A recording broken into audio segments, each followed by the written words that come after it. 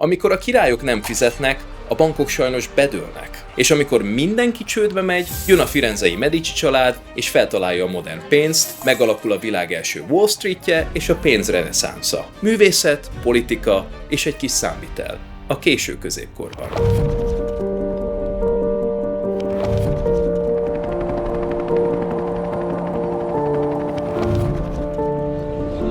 Éljen a szabadság! Might depend our own British life.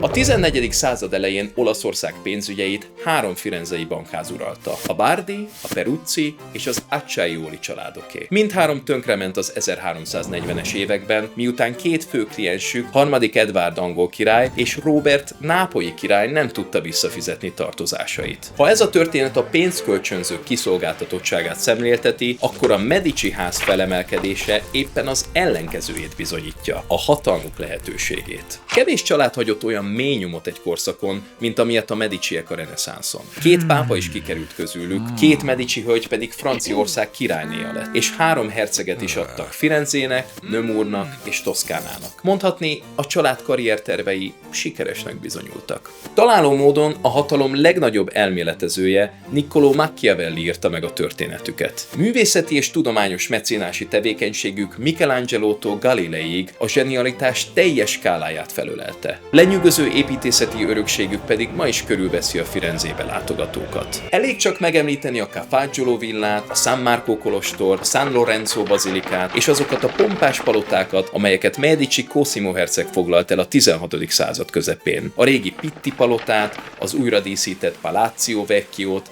és az új városi hivatalokat, az Ufficiket, amelynek udvarai egészen az Arno folyóig húzódnak. De honnan ered ez a mérhetetlen pompa? Honnan származott az a hihetetlen mennyiségű pénz, amelyből olyan mesterművek születtek, mint például Sandro Botticellitől a Vénusz születése? A válasz egyszerűbb, mint gondolnánk. A Medici család pénzváltók voltak, az Arte del Cambio, vagyis a pénzváltók céhe tagjai. Később bankárokként bankieri váltak ismerté, mert a velencei zsidókhoz hasonlóan ők is az utcán felállított padokon, asztalok között ülve folytatták üzleti tevékenységüket. Innen ered a bank szó is, az olasz banco, azaz padszóból. Az eredeti Medici bank, amelyet inkább stamnak lehetne nevezni, mintsem banknak, a Cavalcantani palota közelében helyezkedett el, a mai Via Porta Rossa és a Via dell'Arte della Lana sarkán, alig pár lépésre a firenzei gyapjúpiac központjától. A 14. század végén a Mediciek még inkább emlékeztettek egy kisebb utcai klánra, mint pénzügyi intézményre. Kisklán voltak, akiket nem a nagy pénzügyi befolyás, hanem a viszonylagos erőszakmentesség tett híressé.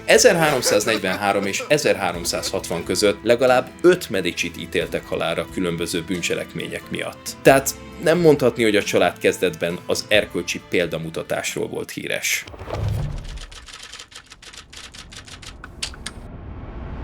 És ekkor lépett színre Giovanni di Bici de Medici, aki felismerte, hogy a pénzügyben a tisztesség néha kifizetődőbb, mint a fegyver. Célja egyszerű volt. Törvényes, tiszteletre méltó dinasztiát építeni. Szorgalmas munkával, visszafogott élettel és pontos számítással Giovanni elérte, hogy a Medici név ne a börtönhírekben, hanem a számviteli könyvekben szerepeljen. 1385-ben Giovanni a Medici család firenzei pénzkölcsönzőjének, Vieri di Cambio de Medicinek a római bank fiúkjának vezetője lett. Rómában Giovanni kiváló hírnevet szerzett magának, mint valuta kereskedő. Az egyház pedig különösen ideális ügyfélnek bizonyult, hiszen a pápai kincstárakba és onnan kifelé számos különböző pénz nem áramlott. Ez az az időszak volt, amikor többféle pénzrendszer létezett. Arany, ezüst és bronzérmék egyaránt, így a távolsági kereskedelem és az adófizetés is bonyolult volt, hiszen gyakran pénznemeket kellett átváltani. Giovanni azonban felismerte, hogy szülővárosában, Firenzében még nagyobb lehetőségek rejlenek. Ha valaki képes átlátni ezt a pénzügyi káoszt,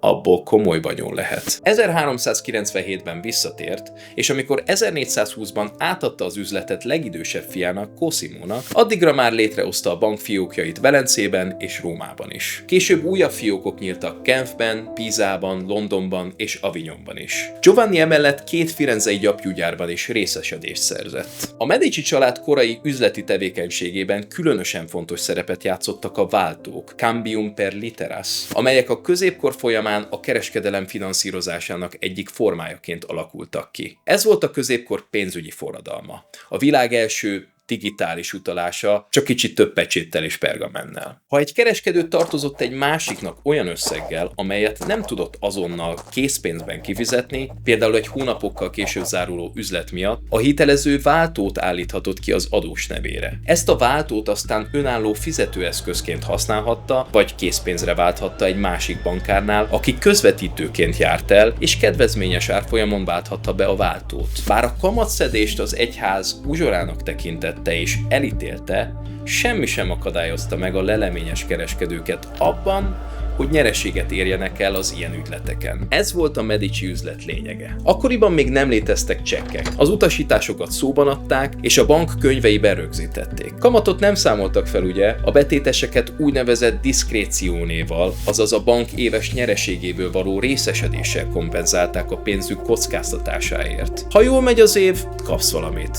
Ha nem, imádkozz. De mi van akkor, ha a bank nem csak túléli, hanem évi 30+% hozamot hoz? A Libro Segreto, szó szerint titkos könyv, Giovanni di Bici de Medici feljegyzései lenyűgöző betekintést nyújtanak a család felemelkedésébe. Részben mindez a precíz könyvelés története volt. Modern mércével mérve persze akadtak azért hiányosságok, a Mediciek például nem alkalmazták következetesen a kettős könyvelés módszerét, pedig Genovában már az 1340-es években is ismert volt. De ha belegondolunk, egy olyan korszakban, ahol a pest is volt az audit, a kutatókat még ma is lenyűgözi a Medici számlák rendezettsége és alapossága. A fennmaradt iratok számos korai Medici mérleget tartalmaznak, ahol a betétek az egyik oldalon, mint vostro vagy kötelezettségek, a kölcsönök és kereskedelmi váltók pedig a másikon, mint nostro, vagyis eszközök szerepelnek. Bár nem a Mediciek találták fel ezeket a technikákat, de sokkal szélesebb körben alkalmazták őket, mint addig bárki Firenzében. Firenze lett kvázi a kor Wall Streetje.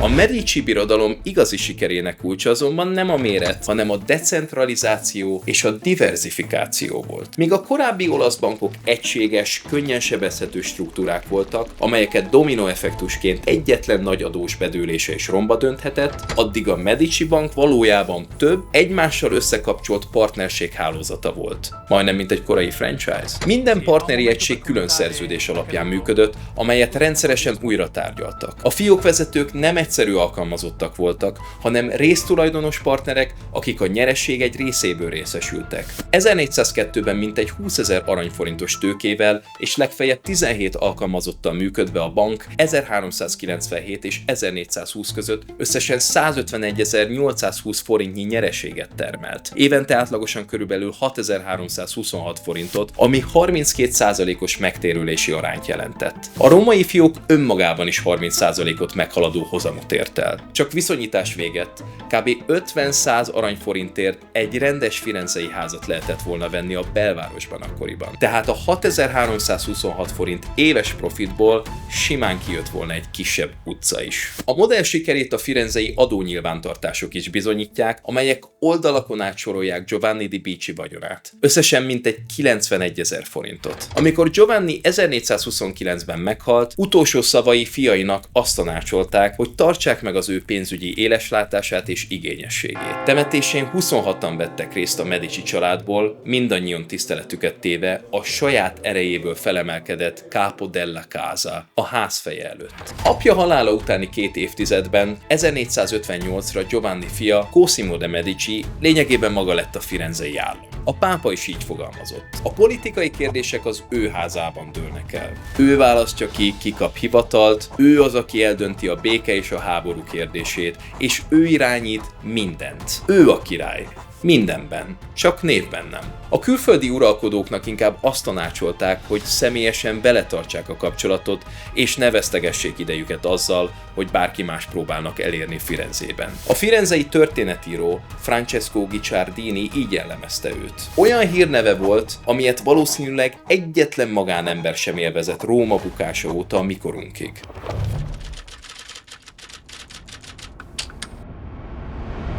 Aztán amikor Cosimo unokája, Lorenzo il Magnifico, Lorenzo a pompás, 1469-ben átvette a bank irányítását, a valaha szerény bankárcsalád ekkora inkább a Corleonék reneszánsz verziójává vált. És minden út a bankhoz vezetett. Mindenek előtt Botticelli a Három király imádása című festménye fejezi ki leginkább, hogyan alakította át a pénzügyet a Medici család hatalma. Botticelli ezt a művet 1475 körül festette a Santa Maria Novella templom oltárára. A kép a jól ismert bibliai történetet ábrázolja. A 3 napkeleti bölcs a csillagot követve eljut Betlehembe, hogy hódoljanak az újszülött Jézus előtt. Csak hogy ez a bibliai jelenet valójában sokkal inkább egy firenzei családi portré. A festő a 70-es években szoros kapcsolatba került a Medicikkel. Olyannyira, hogy gyakorlatilag a család megrendelőjévé és barátjává vált. És ez meg is látszik a képen. Ha közelebbről nézzük, a 3 király mind a Medici család tagja. Talán találóbb lett volna a Mediciek imádása címet adni neki, mert ezen a ponton a firenzeiek kb. Úgy imádták, vagy gyűlölték őket, mint az isteneket. De a pénzügyi istenségnek ára is volt. A firenzei köztársaság lassan a Medici Bank kliensévé vált, és ahogy az lenni szokott, ha valaki túl sokáig tartja a kasszakulcsot, jön az ellenállás. 1433. október és 1434. szeptembere között Cosimót és sok támogatóját száműzték Firenzéből Velencébe. 1478-ban pedig Lorenzo testvérét, Giulianót a Pazzi család brutális merényletében meggyilkolták, ami végső soron a Medici uralom megdöntését célozta. A bank is megsínylette Lorenzo politikai ambícióit. Üzleti ügyeit elhanyagolta, mert inkább a hatalom érdekelte.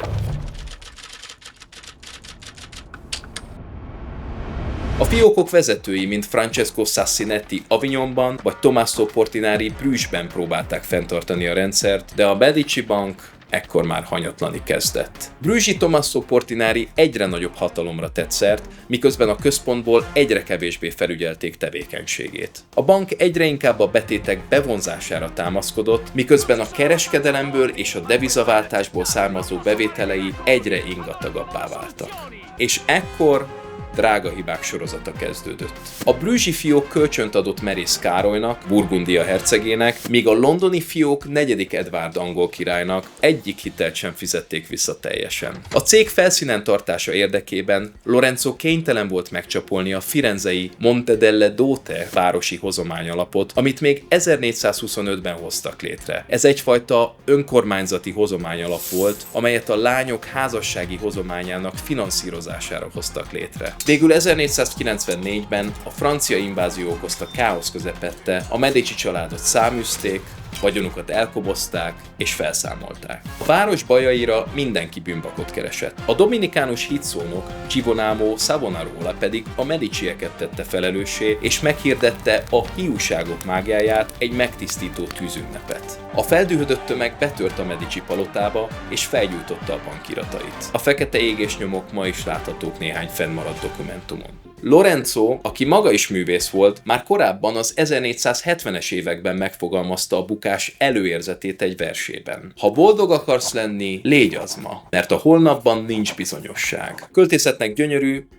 de nem a legjobb pénzügyi stratégia. Ám Firenze gazdag elitje és a nép hamarosan nosztalgiával gondolt vissza a Medici család pompájára, meg persze a stabil bankhitelre. 1537-ben, 17 éves korában Cosimo de Medici, az ifjabb, visszatért Firenzébe, és 1569-ben megkapta a Toszkána nagyhercege címet. A Medici dinasztia újjága még több mint 200 évig fennmaradt, egészen 1743-ig. A Medici címeren látható pénzérmékre emlékeztető palle, vagyis gömbök, mindvégig a család bankári eredetére emlékeztették a világot, hogy honnan is indultak. A pad mögül, a Firenzei utcáról, a bankból. Sokan próbálkoztak előttük, de a Mediciek voltak az elsők, akik a pénzügyi sikert örökletes hatalommá tudták alakítani. Ezt úgy érték el, hogy megtanulták a legfontosabb leckét a pénzvilágában. A kisebb ritkán szebb. Nagyságukat és tartóságukat a diversifikáció biztosította. A Medici Bank nagyobb és sokrétűbb volt, mint